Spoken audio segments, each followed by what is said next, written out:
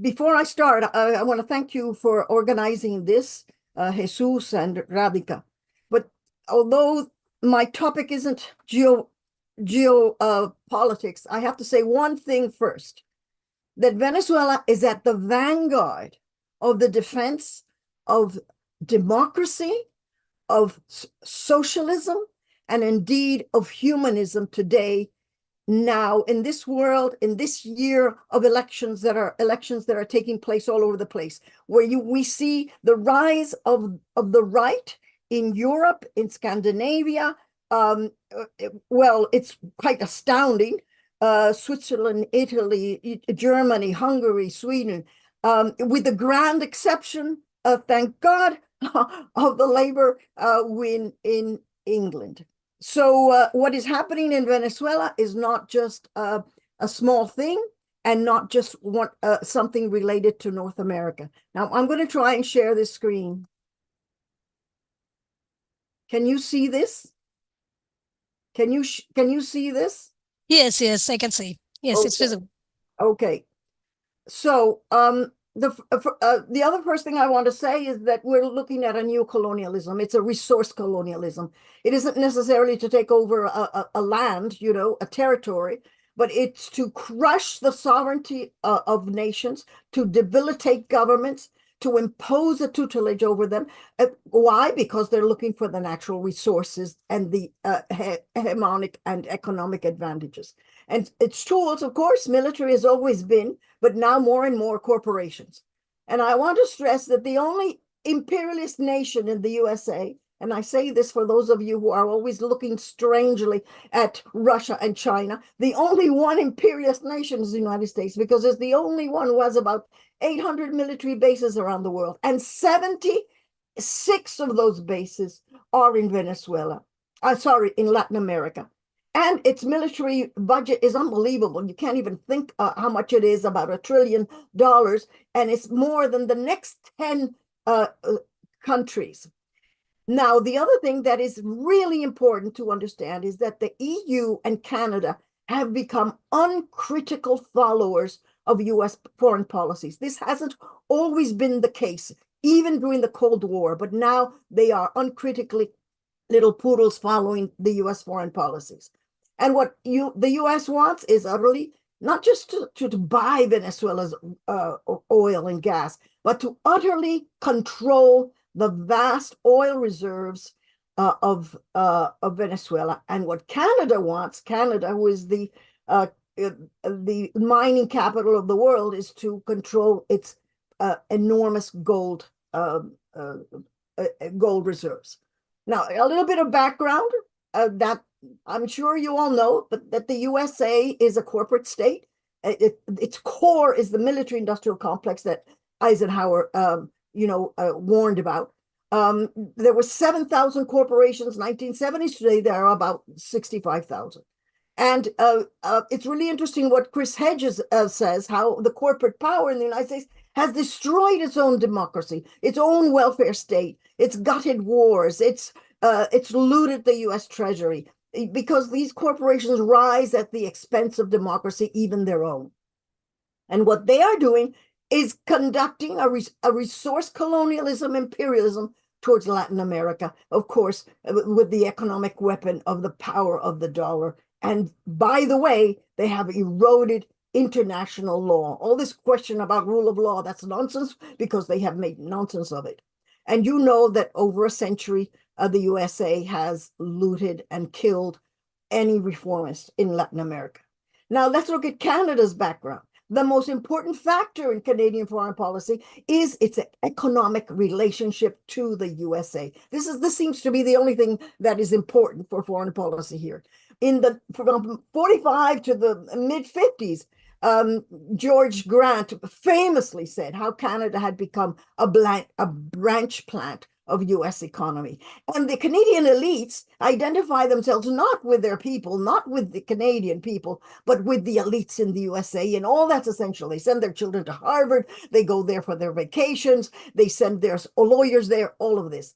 And since 9/11, the integration has been even greater. because under the idea that they needed a defense, that North America needed a defense, Canada joined the empire. The Canadian military was delighted with this, okay? And so they joined the global war on terror, the disciplinary militarism towards the third world, and global exploitation. Canada's intervention has been rather a failure. Their failure in Afghanistan, in Haiti is horrendous. And of course, their Lima group, in which they hoped to crush Venezuela, was a complete debacle. And Canada enthusiastically embraced all the sanctions of the United States. It broke relations with Venezuela, stopped embassies, consulates, and stopped Venezuelan Canadians to vote in the presidential elections in 2018. That's how democratic they are. And by the way, Venezuela has never done anything to Canada, nor to any Canadian citizen. Canada and Venezuela are not at war with each other, and yet these things have happened. So the Canadian military is seamlessly integrated with the American, and so is the Canadian oil industry. Now, Justin Trudeau is right now very unpopular. He's fighting for his political life, but waiting in the wings is Pierre Poilievre, a mediocre, far-right conservative whose wife is a Venezuelan of the extreme opposition. I'm going to skip the hybrid war against Venezuela because this was covered in the introduction. The illegal sanctions, I am sure that Francisco Dominguez will talk about that. But I just want to say two things. It's 930 sanctions. Only Russia has had more sanctions than Venezuela. And these sanctions contracted our economy by more than 50%. And the international markets for food and medicine and financial transactions were stopped for Venezuela. And this meant a deliberately induced hunger and scarcity. 100,000 Venezuelans died. And to add insult to injury, the monies of Venezuelans' assets in billions in foreign banks were handed to Guaido and his band of criminals.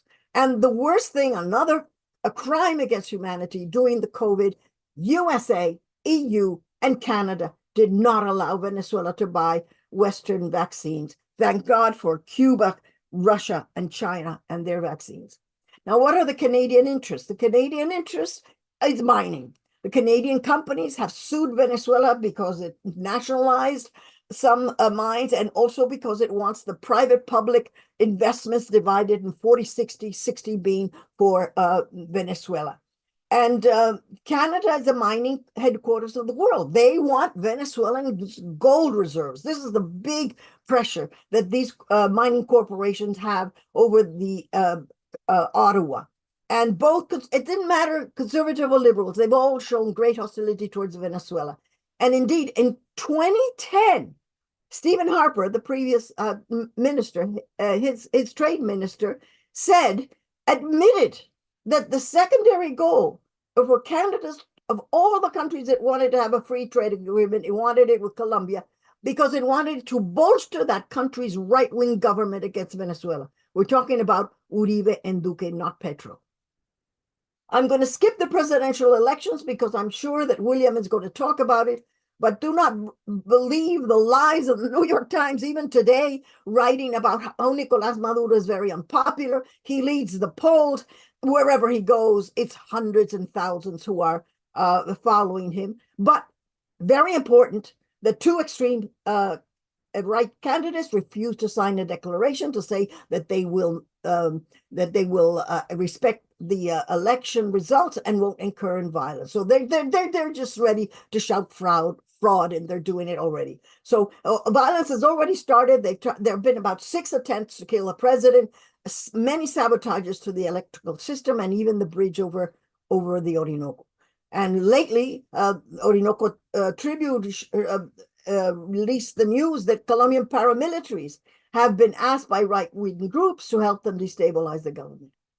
I have to put this up here because I want the world to remember and know what Jimmy Carter said in 2012, that as a matter of fact, of the 92 elections that we monitored, I would say the election process in Venezuela is the best in the world. And I'm sure William will talk more about that. Now, the latest negotiation is really important. The USA has asked Maduro for negotiations. For 2 months, they've been asking him. Finally, he said yes, under these conditions that they're going to talk about the Accord of Qatar, respect for Venezuelan sovereignty. And this was a genius thing, and open negotiations with no secrecy.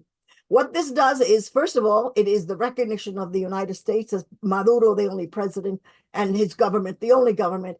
And second of all, it was the isolation of the far right opposition who had no idea that this was coming. And they aren't in these negotiations, not even as observers.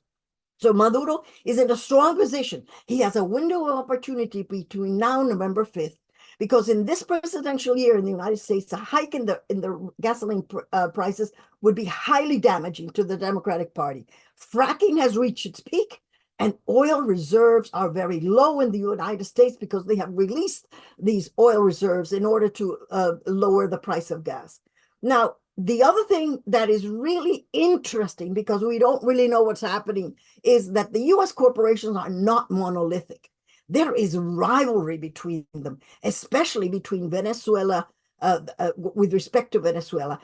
For example, ExxonMobil and Chevron. Chevron has been very happy to work with Venezuela, but not ExxonMobil. ExxonMobil is the avowed enemy of Venezuela.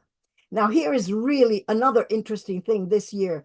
The oil refineries of Texas and Louisiana need Venezuela's heavy oil because they were built for this heavy oil. And they have lobbied extensively for these sanctions to be eliminated. You should hear what the Association of Oil Producers of Texas are saying.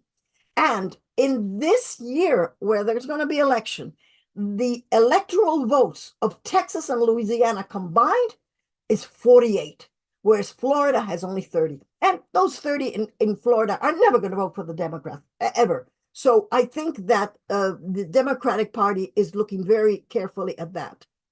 And what has changed in Venezuela? The economic growth and the international markets. And again, I think it's Francisco Dominguez who's going to be talking about this. But this is amazing. Maduro's economic policies have diversified the economy. Venezuela is self-sufficient in food. It has open markets all over the world. It's an inflation, which used to be, can you imagine 300,000% in super inflation is now 7%. Its GDP is 8% at the end of 2024, the largest in the region. So what has increased is what has happened is that Maduro lured back the private sector, who now finally the penny dropped and realized that those sanctions, which they asked for, has really hurt them. And so they are going to they are now investing in Venezuela. Why? Because they realize that Maduro has opened the world to them, opened enormous markets for them. And if Venezuela enters the BRIC next year, which is quite surely is going to happen, that means it's going to be even more markets for Venezuela. So right now, nations are lining up to buy Venezuelan oil and gas, especially China, India, Turkey, and Russia. What has changed in Canada? Well, what has changed is Trudeau's fighting for his political life. His foreign policy in Latin America has failed. Now, he says he wants a new approach, but we haven't seen anything. This is just something that one of his ministers has said. He hasn't actually done anything. And this is important. A Canadian oil company, the New Stratus Energy, has made a big deal with PDVSA. It did it through a company in the Virgin Islands, I think, to invest an enormous amount of, I think, 25 million investment in oil production. So here's a Canadian company telling Ottawa, I don't care what you say, I'm going to invest in Venezuela. And Maduro's imminent election, which is going to be, no matter what these media said, he's going to be reelected, coupled with the US's willingness to negotiate with Maduro, these two things are going to influence Canada's approach too. I leave the recent interlaced poll there for you. Now, Maduro has said many times that he wishes a normal relationship with the United States. He wants these sanctions to disappear. But he will not tolerate the opposition violence. He will not tolerate fascism.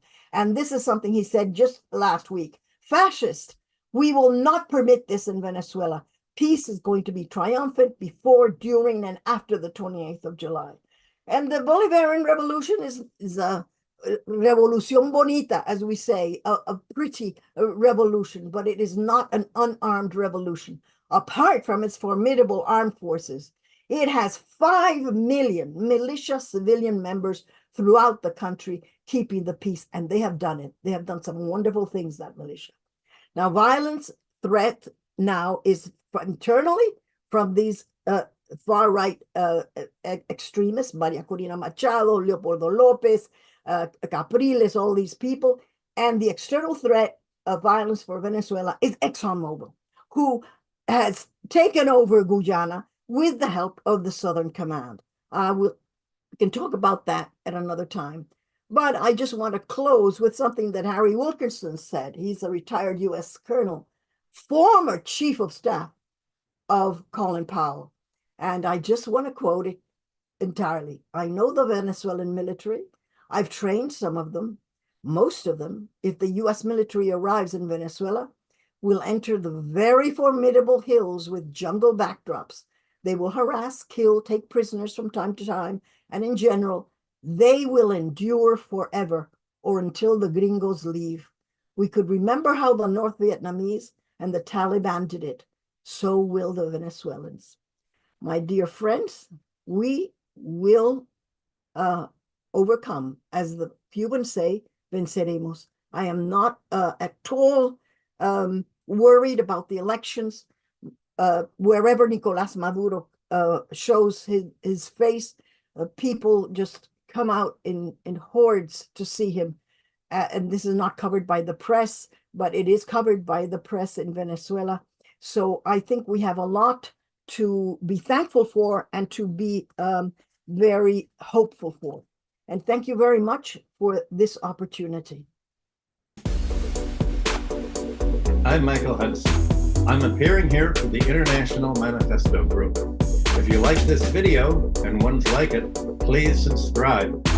For more information, go to the address on the screen.